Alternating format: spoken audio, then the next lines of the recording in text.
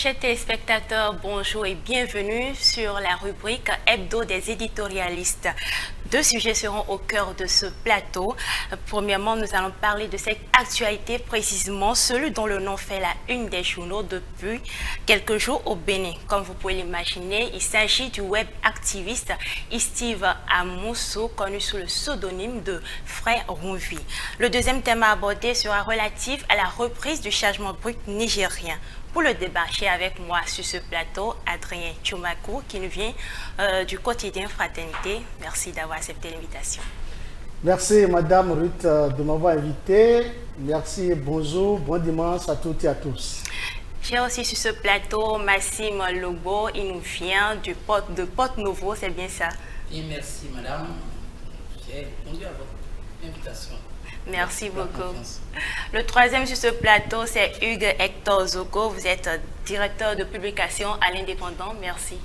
C'est un plaisir pour moi de pouvoir vous retrouver sur ce plateau. Bonjour à tous les téléspectateurs. C'est un plaisir également de partager ce plateau avec les confrères. Alors nous démarrons ce débat avec le rebondissement dans l'affaire Rumvi. Après sa comparution le 20 août, Steve Amoussou aurait nié être la personne cachée derrière Frère Rumvi et se considère comme un simple auditeur de Frère Rumvi. Qu'est-ce que vous en pensez, Hector Zogo?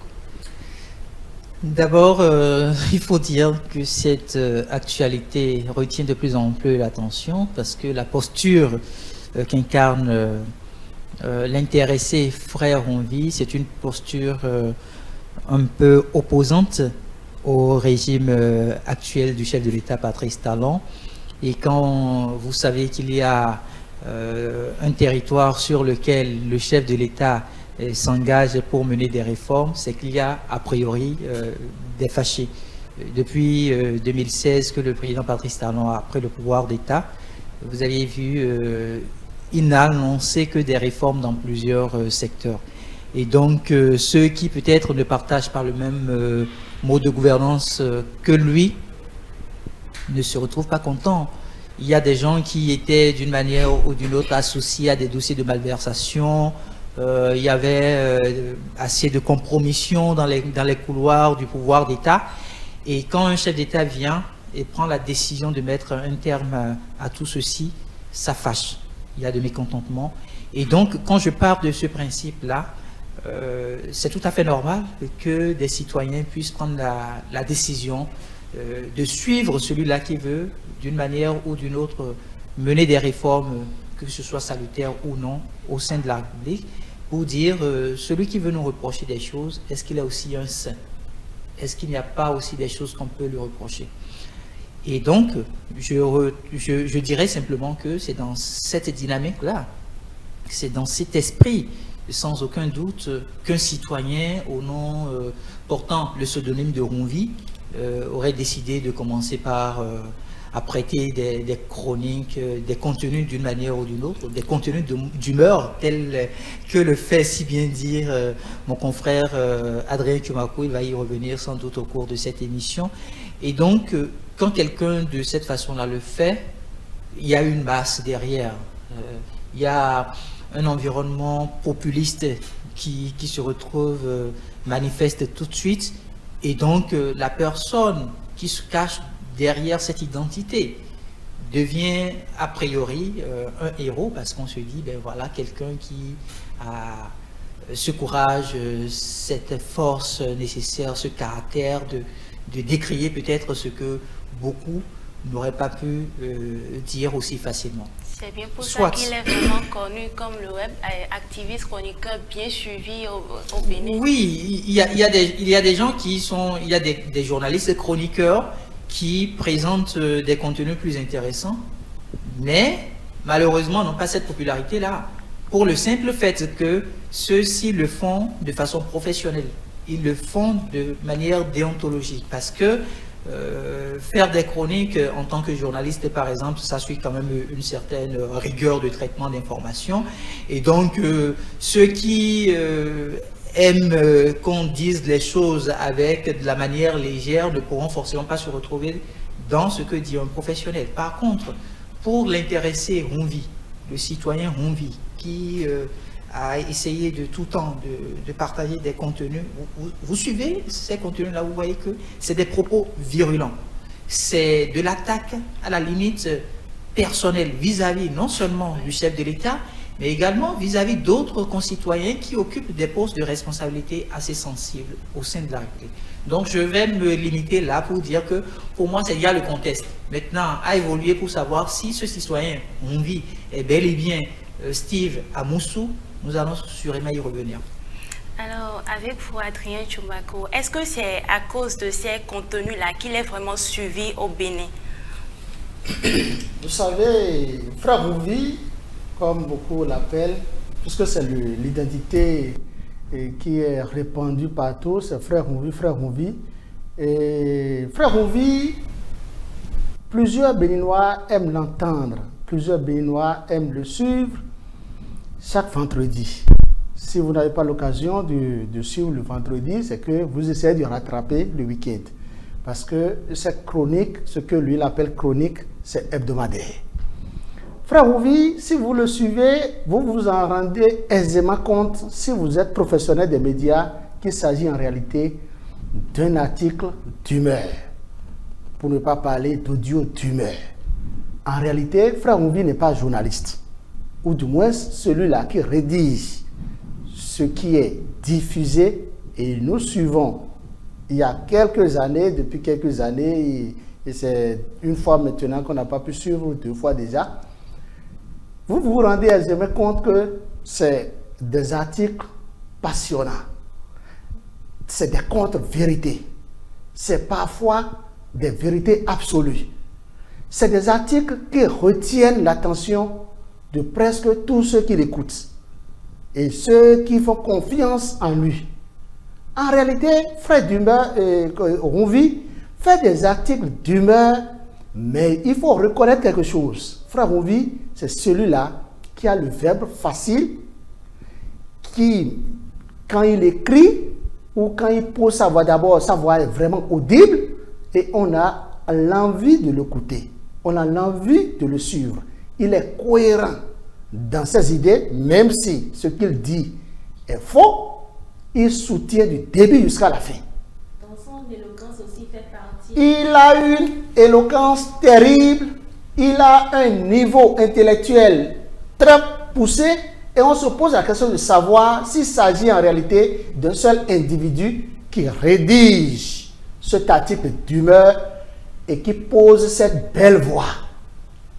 Et c'est là la véritable préoccupation. Aujourd'hui, pour ne pas dire, quand vous le suivez au tribunal, et à la criette, il dit chaque fois aux magistrats que non, que c'est Steve Amoussou qui est devant eux et non Frère Rouvi. Ça veut dire beaucoup de choses. Oui. Ça veut dire peut-être, encore que son avocat est monté au créneau juste pour dire que Frère Rouvi n'est pas Steve Amoussou. On a toujours, depuis le lundi 12, qu'il a été interpellé, l'identité de Frère Rouvi, ce que les enquêtes policières ont révélé, c'est Steve Amoussou. Et on dit Steve Amoussou alias Frère Rouvi. Si l'intéressé même Steve Amoussou arrivait à déclarer que Frère Rouvi n'est pas Steve Amoussou, ça veut dire beaucoup de choses. Ça veut dire premièrement que Frère Rouvi, c'est toute une équipe, c'est une machine, c'est beaucoup de personnes qui concourent à la rédaction de ce que nous suivons. Et peut-être que... Comme un média. On peut aussi dire que peut-être que c'est un média virtuel, un média numérique, puisque ce n'est pas enregistré pour qu'on parle de médias. Oui. On peut aussi dire que Frère Rouvi, si Steve Amoussou dit que Steve Amoussou n'est pas Frère Rouvi, c'est peut-être, c'est d'abord un aspect juridique pour soutenir le fait que ce n'est pas lui seul ou ce n'est pas lui qu'on doit poursuivre, mais on doit, lui peut être poursuivi comme acolyte ou complice, où l'acteur principal est ailleurs. Il est déjà en train de donner des pistes d'enquête, sans le savoir. Parce que, écoutez, si vous êtes journaliste, vous devez vous dire qu'en une semaine, ce que Steve Amoussou fait ou Frère Rouvi fait, vous ne pouvez pas le faire. Il faut toute une organisation, il faut toute une équipe, il faut, excusez-moi, des taupes qui sont très proches du pouvoir central, qui sont très proches du chef de l'État ou d'un membre du gouvernement. Il faut des opposants qui fuitent des informations à chaque moment et il faut une équipe rédactionnelle. C'est comme dans des organes de presse où il y a le journaliste, il y a le rédacteur en chef adjoint, le chef d'édition, le correcteur, le rédacteur en chef, le directeur de publication. Donc, ce qui sera rédigé, il faut que ça soit censuré ou corsé pour que nous ayons un produit fini. Donc, Steve Amousou, si chaque fois il dit Steve Amousou n'est pas frère Rouvi, ça veut dire aller chercher le vrai frère Rouvi. Encore que, juste au lendemain de son incarcération, on a eu droit à un autre communiqué et c'est presque le même style, mais la voix, il y a une nette différence en matière vocale. Nous allons passer la parole à Maxime Legault. Comme l'a dit Adrien Tchomakou, et Steve Amousou dit qu'il n'est pas alias Rouvi, ça donne des pistes d'enquête maintenant. Selon vous, est-ce que Steve Amousou est vraiment frère Rouvi? Est-ce qu'il y a vraiment des preuves pour dire que Steve Amousou est frère Rouvi? Merci beaucoup, chère madame, chers consoeurs, chers confrères. Je voudrais d'abord dire que quand nous avons un sujet très approfondi, un sujet qui a cette taille-là, un sujet d'investigation policière, nous devons prendre quelques aspects. D'abord, la justice continue. À l'heure où je vous parle, à l'instant où nous parlons ici, ils poursuivent des enquêtes. Monsieur Steve Amousou, arrêté à Lomé le 12 août 2024, ni qui n'est pas frère Rouvi. Bon, pour nous de mémoire, frère Rouvi avait créé, nous savons, il y avait un média, soi-disant un média de combat, créé pour qui créait un contenu et qui faisait la une de presque tous les réseaux sociaux. Je puis vous dire que d'abord du contenu et du caractère sensible des informations. Est-ce d'abord, quand nous nous présentons en tant que journaliste, l'angle que le monsieur là aborde, parce que nous parlons tous de chronique journalistique, ce que le monsieur là roulait chaque fois. Mon confrère Tchomakou, tout à l'heure a dit que des voix se sont levées. Tout à l'heure a révélé que juste après son audition, son avocat est monté au créneau pour dire que son client n'est pas frère Rouvi, mais plutôt Steve Amousou. Et dans le même temps, nous avons aussi reçu une audio qui reprenait ou qui tentait d'imiter ce frère Rouvi. Nous sommes en droit même de poser des questions pour dire, mais que se passe-t-il exactement? Si à un niveau donné, nous n'avons pas encore tous les instruments, ou il faut aller encore plus loin de façon approfondie dans les enquêtes. Parce que frère Rouvi, Steve Amousou, le monsieur qui s'est présenté, qu'on a arrêté, que nous connaissons, qu'on a arrêté, Steve Amousou, il dit il n'est pas frère Rouvi. Donc ça veut dire que il y a, comme vous avez bien dit, c'est comme un groupe. Mais là, je voudrais aussi revenir sur un aspect. Puisque au lendemain de son arrestation, il y a un monsieur Rodriguez Matin qui est monté au créneau pour dire, entre-temps, c'est lui qui donnait même l'information. C'est frère Rouvi qui a été arrêté. Peut-être que je ne voudrais pas dire que c'est de l'agitation, mais je vais dire tout de suite que c'est déjà des pistes d'enquête. On donne déjà de la matière à la police. Et déjà, cela pouvait plonger même monsieur Steve Amousou, qui dit aujourd'hui qu'il n'est pas frère Rouvi. Alors que quelqu'un est déjà allé loin pour dire que mais frère Rouvi a été arrêté et il a même parlé des conditions de son arrestation. Donc, ipso facto, la police continue bien sûr son travail. Mais nous aurons D'accord. encore beaucoup plus de la matière. Ok. Et est-ce que, Hugues Hector Zogo, est-ce que là, Steve Amoussou n'essaie pas d'embrouiller un peu les citoyens béninois? Est-ce qu'on se permettrait de dire que Steve Amoussou embrouille les citoyens béninois? Moi, je ne pense pas. Nous sommes dans une procédure judiciaire et chaque individu se présente avec ses arguments, quitte à la justice de démontrer s'il est le coupable ou pas. Vous savez que déjà dès le lendemain, je crois, déjà dès le lendemain de son arrestation, ou même le jour de son arrestation, peut-être la nuit de son arrestation, il y a eu une première déclaration qui a été faite par Martin Rodriguez. Il a été d'ailleurs le premier acteur à informer le monde entier de ce que Frère Onvi,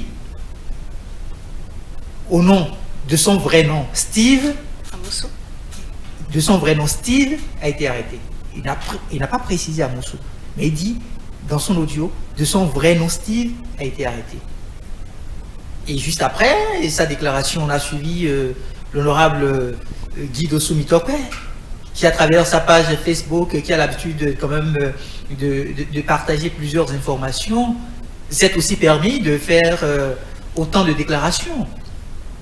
Où, dans les faits, on s'est rendu compte que l'intéressé Ronvi, dont on parlait à l'époque, et qui constituait un mystère pour les concitoyens béninois, c'était Steve Amoussou. Donc c'est l'opposition qui a été d'abord la première classe politique à dire oui, il y a un des nôtres qui a été arrêté, qui a été kidnappé. C'était l'expression qu'ils utilisaient. Le frère Ronvi a été kidnappé. Et quand vous parcourez un peu la presse à travers Internet, vous vous rendez compte que c'est l'opposition qui a porté le message en un premier temps. C'est l'opposition qui a dévoilé le nom qui se cachait entre griffes derrière frère Ronvi. Et aujourd'hui, même un avocat de l'intéressé Steve Amoussou, en répondant à des confrères de BIP Radio, s'est permis de dire que son client Steve Amoussou, alias frère Ronvi, se porte dans de meilleures conditions et qu'il a le moral assez haut. Donc quand vous avez de ces indices-là, a priori vous vous dites, voilà l'intéressé qui peut-être était recherché. Maintenant, on s'est retrouvé en face d'une autre situation. Il y a eu volte-face. Il y a eu volte-face. Et qu'est-ce qu'on fait? L'intéressé dit que ce n'est pas lui. Juridiquement, il dit que ce n'est pas lui qui porte le pseudonyme frère Ronvi. À partir du moment, si vous permettez que j'aille au bout, Oui. à partir du moment où il le dit, c'est qu'il donne de la matière à la justice. Vous avez vu des députés à l'Assemblée nationale, en l'occurrence des membres de l'opposition, qui ont porté les attributs de la République Oui. pour se rendre dans le périmètre de la criette, soit disant qu'ils veulent soutenir le frère Ronvi. Ils ont réalisé des pancartes. Nous sommes dans une république. Nous sommes dans une république. Quand vous avez des individus qui portent les attributs de députés à l'Assemblée nationale et qui portent des pancartes sur lesquelles c'est inscrit « Libérer le frère Ronvi », et que ce soit les mêmes aujourd'hui qui se retrouvent là, je vais dire, à démentir pour dire Steve Amoussou, c'était pas... Non. Pour conclure Oui. assez rapidement, pour moi, c'est qu'il y a eu de la mauvaise foi. Non seulement il y a eu une mauvaise communication qui a été faite, parce qu'en communication de crise, ils se sont retrouvés en communication de crise. Le premier langage à sortir lors d'une communication de crise, il est très important. Il est très important, le premier langage. Mais c'est allé dans tous les sens. Ça a manqué de retenue, ça a manqué de stratégie. Et puis, l'information est partie et tout le monde, la toile a repris. Steve Amoussou, le frère Ronvi, a été arrêté pour beaucoup. Pour d'autres, ah d'accord, on découvre désormais l'identité du frère Ronvi. Il s'appelle Steve Amoussou. Et il y a eu 2 ou 3 jours après qu'on se retrouve aujourd'hui face à cette nouvelle donnée qui est Steve Amoussou n'est pas frère Onvi. Et j'ai peur que les choses se compliquent pour notre concitoyen, parce qu'il y avait quand même matière à plaider. Merci Hugues Hector Zogo. Adrien Tchoumakou, tout à l'heure, et Hugues Hector Zogo vient de dire que l'opposition qui disait libérer frère Onvi dit maintenant que Steve Amoussou n'est pas frère Onvi. Est-ce que l'opposition ne s'est pas piégée là? C'est ce que je voudrais dire. C'est l'opposition même qui s'est piégée.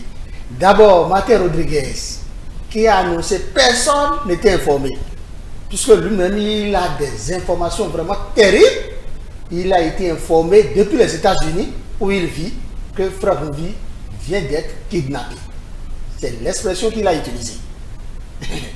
Il reste à savoir si cette expression est vérifiée. Donc, frère Onvi a été interpellé au Togo. C'est lui qui nous a informés. C'est lui qui a donné le nom Steve. Le lendemain, l'opposition a repris. Les démocrates, en l'occurrence, ont annoncé, ils ont même organisé une conférence de presse.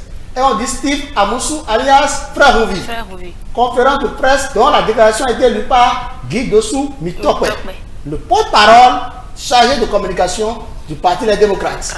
Nous avons vu ces avocats, puisque c'est un collègue d'avocats. Alors, l'avocat principal, Baparapé, qui a donné la première conférence de presse, dans ses propos, les audios sont encore là, il parle bel et bien de Steve Amoussou alias Frère Onvi. On a vu les autres avocats et on les a écoutés sur des chaînes de radio et de télévision. C'est Steve Amoussou alias Frère Onvi. Donc pour tout Béninois, qui est Frère Onvi aujourd'hui, c'est Steve Amoussou. Maintenant, vous savez, en matière de droit, c'est des preuves. Quand vous allez à une audience, il faut chercher des arguments pour vous tirer d'affaire. Pour vous défendre. Pour vous défendre. C'est peut-être sa défense qu'il a encadré, qu'il a peut-être bien encadré ou l'a mal encadré. Et finalement, le monsieur dit non, je m'appelle Steve Amoussou et non frère Onvi. Juste pour montrer au juge que ce n'est pas le frère Onvi qui est recherché. Peut-être que c'est ça. Mais une chose est claire, si c'est Steve Amoussou, si c'est le nom Steve Amoussou, moi je connais Steve Amoussou. Je ne connais pas frère Onvi. Peut-être il est redevenu frère Onvi effectivement, mais c'est le Steve Amoussou parce que en 2016, au moment où Patrice Talon était candidat pour prendre le pouvoir, Sébastien Adjavon aussi était candidat. C'est Steve Amoussou qui envoyait ce que nous appelons des langages, des expressions de langage pour pouvoir écrire des articles, puisque le candidat Sébastien Adjavon était bel et bien candidat. Il était candidat et il avait un contrat avec presque toute la presse béninoise. Donc, même les chaînes de télévision, tout le monde avait des contrats comme son excellence, le multimillionnaire d'avant. Et je veux parler de son excellence Patrice Talon aussi avait un contrat avec la presse. Donc, il nous envoyait des éléments de langage. Et nous écrivons des articles avec. On faisait des analyses, des commentaires avec. C'est Steve Amoussou qui nous envoyait ça. On échangeait. Il a fait une école dont je ne veux pas faire la publicité ici. Mais c'est quelqu'un qui est bon en français. Ça, il faut que je vous le dise. Et il est assez dans ses écrits. Il est très bon. Il s'est bien cultivé. Il a le verbe très facile. Un niveau intellectuel bien assis en matière de rédaction. Il a fait le seul jardin qu'elle a vu là. Donc, en réalité, comme je vous le disais, Steve Amoussou n'est pas journaliste. Il n'a pas fait un parcours journalistique. C'est un communicant. C'est un communicant. Politique. C'est un communicant politique. Il est communicant politique. Il y a bel et bien une grande différence entre un communicateur, un communicant et bel et bien un journaliste. Lui, il est un communicant. Maintenant, quand les gens disent qu'il est chroniqueur, non, il est rédacteur d'articles d'humeur. Il est passionniste dans ses écrits. Et il est passionné de l'art aussi parce qu'il fait le théâtre. Oui, c'est complémentaire. Vous avez vu, il a fait l'audiovisuel. Si vous voulez que je vous explique un peu son parcours. Oui. Il a fait l'audiovisuel, il a fait une école qui s'est spécialisée dans ça au Bénin. Et il réalise correctement ce genre de trucs. Je sais de quoi je parle. Une chose est claire. il est en difficulté. Nous n'allons jamais souhaiter la difficulté à un individu. C'est vrai, les tests en vigueur en République du Bénin doivent être appliqués. Mais moi, personnellement, je pense que c'est d'une manière ou d'une autre. Steve Amoussou a amené le pouvoir Patrice Talon à corriger certaines choses à travers ses écrits. Si Steve Amoussou a amené Patrice Talon à réajuster sa gouvernance, a amené Patrice Talon d'une manière ou d'une autre à travers ses articles d'humeur, à sévir, à sanctionner, ou du moins à faire quelque chose de bon quand même, Patrice Talon, même si aujourd'hui Steve Amoussou l'a pétanqué toutes les fois, même si Steve Amoussou ne fait que, je ne dirais pas vilipender, attaquer sauvagement le pouvoir central à travers ses verbes, je pense qu'on peut quand même le pardonner. On peut demander à ce que Steve Amoussou soit libéré. Je ne soutiens pas l'opposition, parce que l'opposition a posé des actes excessivement graves. Écoutez, ce n'est pas toute l'opposition. Pays de liberté d'expression, est-ce qu'on peut se permettre de tout dire sur des personnalités? Vous savez, je l'ai dit tout à l'heure, Steve Amoussou a diffamé, Steve Amoussou a pétanqué le pouvoir en place pendant 7 ans. À travers ses audios, ses écrits, Steve Amoussou a fait assez de contre-vérité, il a dit assez de contre-vérité. Mais, moi je dis quelque chose. Si vous pouvez pardonner quelqu'un, pardonnez-le. Au même moment, ce n'est pas pour autant que des gens vont dire, même si vous passez à l'acte, tôt ou tard on va vous pardonner. Pourquoi les gens se sont servis de Steve Amoussou, si éventuellement c'était lui qui est frère Rouvi, pour avoir tout ce qu'ils ont depuis 7 ans? Pourquoi les Djenotins qui sont en Europe, pourquoi les Djenotins n'ont pas demandé à ce que leur fils fasse le jeu que Steve Amoussou fait? Oui, Hugues, vous avez quelque chose? Oui, je voudrais remercier mon confrère Adrien Kimakou et rebondir pour dire quelle est la personne qui a partagé l'information de l'arrestation de frère Rouvi, si ce n'est pas le tout premier opposant au régime de Patrice Talon, Martin Rodriguez, quelqu'un qui se retrouve sur le territoire américain, qui se permet de partager tout de suite avec vous une information aussi sensible. Pour moi, c'est une information sensible parce que notre compatriote n'a pas été arrêté sur le territoire béninois, il a été arrêté sur un territoire étranger. Martin Rodriguez est ressorti pour faire une déclaration, ça fait combien de temps? Et c'est cette arrestation-là qui le fait sortir. Et vous voyez le langage qu'il tient. Il tient un langage qui devrait même pousser certains jeunes naïfs à se retrouver dans la rue. C'est-à-dire qu'il faut que les parents aujourd'hui travaillent la conscience citoyenne de leurs enfants. Parce que les intéressés, les opposants que moi je vois là, même ceux qui, excusez-moi du peu, ceux qui se réclament être députés à l'Assemblée nationale, qui ont porté les attributs de la République pour se retrouver dans le périmètre de la Crayette. Quand je les regarde, combien sont leurs enfants sur le territoire béninois à décrier le pouvoir d'État de Patrice Talon, le mode de gouvernance publique de Patrice Talon? Combien sont-ils? Vous en connaissez? Vous avez vu Éric Rouneté laisser son enfant dans la rue pour dire des insanités sur le pouvoir? Vous avez vu un député du Parti Les Démocrates avoir son enfant dans les rues pour dire tout ce que nous avions entendu là? Et c'est en cela qu'il y a la démarche du pardon, à laquelle fait référence notre confrère Adrien Kimakou. Parce que quand vous voyez le citoyen, c'est pourquoi je suis embêté en fait, parce que je me dis, si c'était effectivement un aveu de la part de notre compatriote Steve Amoussou pour dire oui c'est vrai, c'est moi qui me retrouvais à partager ces contenus-là, mais je le faisais de bonne foi. Je le faisais de bonne foi. Parce qu'il faut partir du parcours de l'intéressé. Vous l'aviez entendu tout à l'heure, c'est quelqu'un qui a travaillé avec Sébastien Agavon.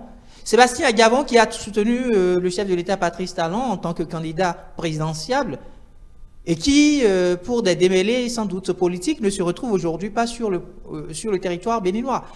Et donc, vous avez le sang qui coule dans vos veines. Et à des moments donnés, vous commettez peut-être certaines erreurs de jeunesse. Pour moi, l'intéressé a commis des erreurs de jeunesse parce qu'il y a d'autres acteurs derrière qui lui mettent la pression pour dire « vas-y, oui, tu peux le dire, tu peux le faire ». Oui, ils sont où? Eux, ils sont libres actuellement. Est-ce que selon vous, il y a un manque d'éducation? Est-ce que les parents manquaient, c'est pas dans l'éducation de leur enfant, c'est ça? Pour moi, il y a ce qu'on appelle le respect de l'autorité. Vous pouvez ne pas être d'accord avec le chef de l'État, mais il y a la façon de le dire. Vous pensez qu'il n'y a pas de journaliste qui décrit le mot de gouvernance de Patrice Talon? Je peux vous dire combien de fois moi j'ai décrié des faits sur le mot de gouvernance de Patrice Talon. Il y en a suffisamment. Il y a plusieurs aspects sur lesquels je ne suis pas d'accord avec le chef de l'État. Mais en voulant m'adresser au chef de l'État, c'est le président de la République. Je prends de recul, je prends de garde-fou. Et moi, je suis un professionnel des médias. Contrairement à Steve Amoussou, qui n'est pas un professionnel des médias, il ne travaille pas dans un organe de presse. Il n'est pas dans une chaîne de télévision, il n'est pas dans une station de radio. Et donc, a priori, on peut se permettre de dire qu'il n'a pas été éduqué à faire ce qu'il fait là. Et donc, si quelqu'un, par naïveté, se retrouve à commettre des erreurs, des impairs, et que ces erreurs-là vous aient permis d'une manière ou d'une autre de corriger votre système politique, je pense qu'il faut penser juste à ça et pardonner. C'est ce que demande notre confrère Tchomakou, et je partage cette même démarche-là.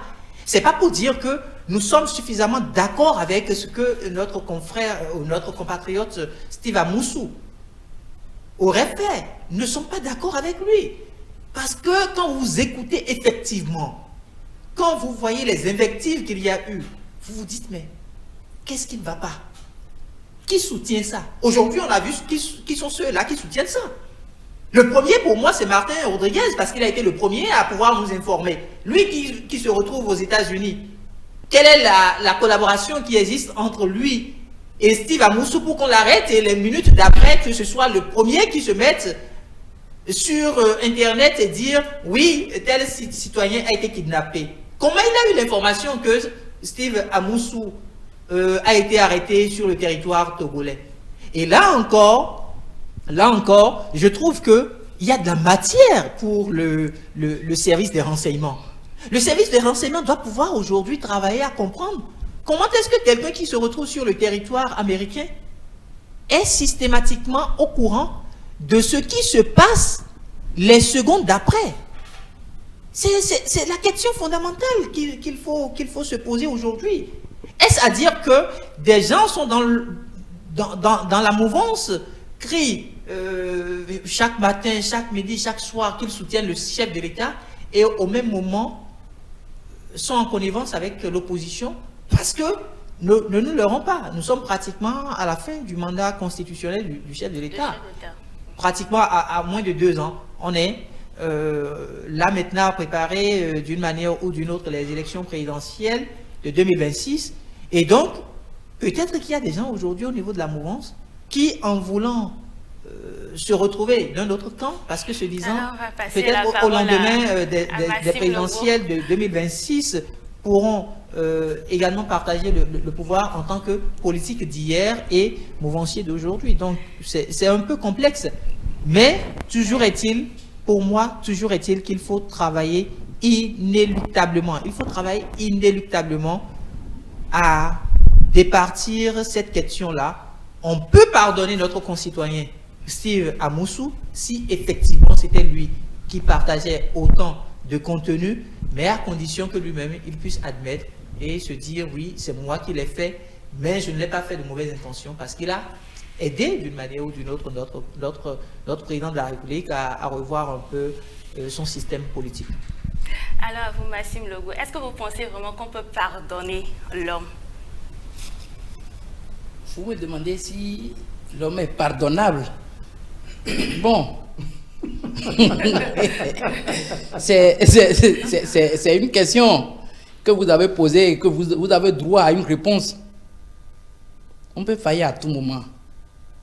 On peut faillir à tout moment. Il n'y a pas un homme parfait. Le président de la République, son excellence Patrice Talon, a ses imperfections. Parce que c'est un homme, il est un homme. Steve Amoussou aussi a ses imperfections. Mais ce qu'il faut relever là, qu'on cesse d'embrouiller le peuple. Des indices sont là. Des indices sont là. Et étant donné que les indices sont là, pourquoi aujourd'hui on va se permettre de dire que je ne suis pas, je suis Sidi Amoussou, mais moi je ne suis pas frère Ouvi. Si ceux qui le soutenaient hier, après, oui, il est frère Ouvi, est-ce qu'on peut le pardonner? Ah, il faut demander ceux-là qui sont blessés d'abord. Ceux-là qui sont blessés par ce qu'il fait. C'est à ceux-là que nous allons demander pardon. Nous allons leur demander pardon. Bon, Steve Amoussou, avec son âge, il est comme un fils pour le président de la République. Le chef de l'État peut le pardonner. Mais il faut dire une chose aussi. Si je me retrouve en faute et j'arrive à identifier déjà que je suis en faute et je me repens, c'est que à 50% je suis pardonné déjà. Donc le mieux que des avocats se lèvent pour dire non, que celui-ci n'est pas frère Ouvi, que notre client c'est Steve Amoussou, que quelqu'un d'autre se lève pour dire que non, que c'est Steve Amoussou et que c'est alias frère Ouvi. Je dis que le débat n'est pas là. C'est de voir d'abord tout ce qu'il a eu à gâter, tout ce qu'il a eu à dire. Vous savez, il n'y a pas que le chef de l'État seul, c'est la nation, c'est la République. Et notre image à l'international. Quand aujourd'hui on dit, bon voilà, frère Ouvi, les gens ont beaucoup plus d'amour, de la passion à écouter ce qu'il dit là. Vous savez, d'aucuns apprécient mieux là, ces passions. Moi, je vois que c'est comme des passions. Le mieux, c'est d'être beaucoup plus professionnel, d'agir de sorte que ce que nous faisons là, ça ne soit pas seulement monocolore. Si ce n'était pas le cas, bon là, qu'est-ce qu'on va lui reprocher? Puisque tout le temps, c'est sur le régime. Il a tout le temps tiré. Il a tout le temps tiré. Et maintenant, si l'opposition arrive à l'épauler, c'est comme s'il il a un boulot pour eux. C'est comme c'est un job qu'il a trouvé. Et là, comme ça, cela redonne de fil à retordre. C'est vraiment un problème. Et de cette façon, il faut quand même voir, il faut quand même identifier que celui qu'on nous présente aujourd'hui, frère Ouvi et Steve Amoussou, j'aurais été à sa place, c'est de m'agenouiller, de présenter des excuses d'abord au chef de l'État, de prendre des excuses au peuple béninois. S'humilier. Alors, Chomakou, qu'est-ce que vous avez ajouté? Oui, le dossier Steve Amoussou, c'est un dossier rocambolesque. C'est un dossier rocambolesque. Vous savez, d'abord, il faut noter que la police a pu avoir tout au moins l'un de ses portables. Ce qu'il faut d'abord souligner, c'est quoi? En l'état, le gouvernement n'a rien à faire avec Steve Amoussou, avec frère Ouvi. C'est la police et la justice qui a affaire avec Steve Amoussou dans ce dossier. Qui est le plaignant principal? Je pense que nous n'avons pas encore un plaignant principal. Ce n'est pas le chef de l'État qui est le plaignant. Ce n'est pas par exemple Wilfried Ngoubedi, le porte-parole du gouvernement, qui est le plaignant. Je ne pense pas. Aucun membre du gouvernement n'est plaignant. Ce qu'il faut se dire, selon ce que nous avons appris, c'est de sources policières, c'est que l'OCRC, au cours d'une enquête, a interpellé deux proches de Steve Amoussou. Et c'est là l'affaire a été remontée. Et ces proches sont malheureusement des cybercriminels. Ils sont déjà déposés en prison. Maintenant, il faut que la police monte au créneau très rapidement pour nous élucider cette affaire. Il faut que le procureur spécial, M. Mario Metonou, monte au créneau pour nous expliquer les faits. Parce qu'il y a assez de non-dits. Il y a assez de choses que nous entendons, que nous lisons sur les réseaux sociaux. Ce que je voudrais dire, c'est quoi? Les Béninois doivent comprendre quelque chose, puisque nous sommes en démocratie, et la démocratie, c'est l'état de droit. C'est les textes en vigueur, le respect des textes en vigueur. C'est vrai, c'est que c'est la pluralité des idées, c'est la pluralité des expressions, mais tout doit se faire dans le respect des textes. Les textes disent quoi? Pour que la police, si je prends quelqu'un X, qui par exemple est poursuivi au Bénin, s'il est poursuivi au Bénin pour un délit, et qu'il arrivait à échapper à la police, il se retrouve sur un territoire donné. S'il se retrouve sur un territoire donné, il arrivait à avoir une carte de réfugié, le problème ne se pose pas jusqu'à présent. S'il arrivait à avoir une carte de réfugié, c'est-à-dire, il est dans ce pays, on ne doit pas le toucher à condition que le délit ou la faute pour laquelle il est poursuivi, qu'il ne reprenne pas la même chose dans ce pays où il vit. C'est ce que disent les textes. Si vous reprenez le pays dans lequel vous vivez avant et vous avez fui, le pays que vous vilipendez passera par tous les moyens pour vous avoir, pour vous prendre. Les moyens, c'est quoi? C'est pas l'Interpol, que l'Interpol du Bénin, par exemple, devrait ou a, je ne sais pas comment ça s'est passé, saisir l'Interpol Togo pour que vous puissiez être mis à la disposition de l'État béninois. Le cas d'espèce, beaucoup de choses ont été racontées. Quand vous lisez la presse togolaise, ce n'est pas en réalité la même chose. Le relais de la presse togolaise que son avocat Bapa Parapé nous a dit. Il y a des points communs, c'est-à-dire une chose est claire, on peut parler de kidnapping, on peut parler d'enlèvement, on peut parler d'arrestation. C'est au Togo qu'il a été arrêté et emmené au Bénin. Mais justement, l'un des avocats a fait une déclaration par rapport aux circonstances dans lesquelles l'homme a été interpellé. C'est de ça que je vous explique, je vous parle, c'est de ça que je vous parle. L'interpellation, quand vous lisez la presse togolaise, c'est que Frère Rouvi a été kidnappé avec un véhicule 4x4 Ford Runa, immatriculation béninoise, couleur bleue. Et si vous écoutez son avocat, ce n'est pas la même chose. Il nous a parlé de cargo. On nous a dit que quand l'avocat a dit que quand il a été interpellé, il a été très rapidement cagoulé, on a encore attaché ses yeux, et bon, il a fait du détour des trucs. Si vous lisez, ce n'est pas la même chose. Est-ce que c'est la police béninoise qui est allée chercher Frère Rouvi ou Steve Amoussou au Togo? Est-ce que c'est la police togolaise qui l'a arrêté, qui l'a mis à la disposition de la police béninoise?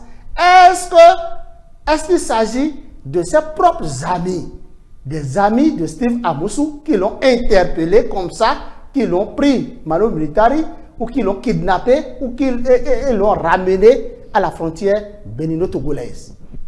Nous n'avons pas une preuve tangible pour pouvoir dire ce que nous pouvons dire. Une chose est claire, il est actuellement en lieu sûr.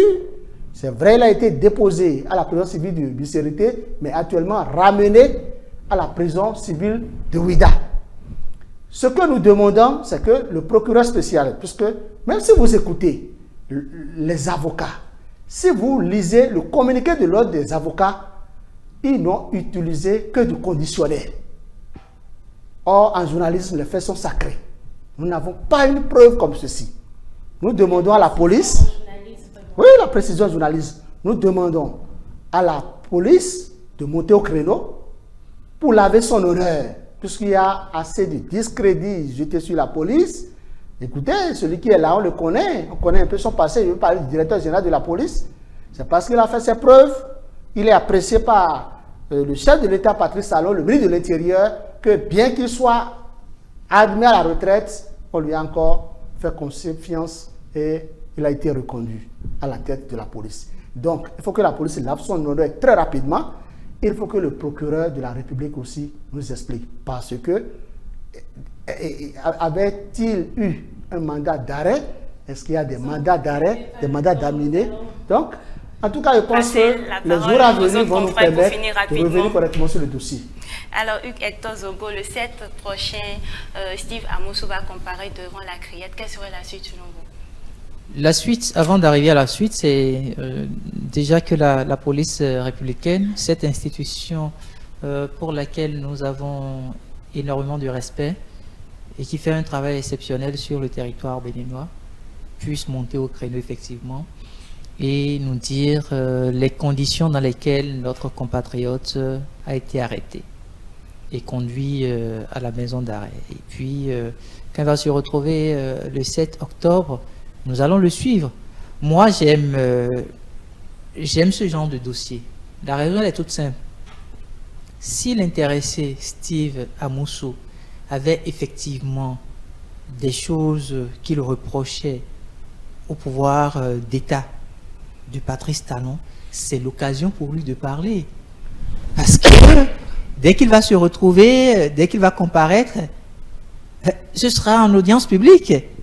Il y aura plusieurs personnes, que ce soit des journalistes ou que ce soit des membres de la société civile, des proches à lui, qui seront dans la salle d'audience.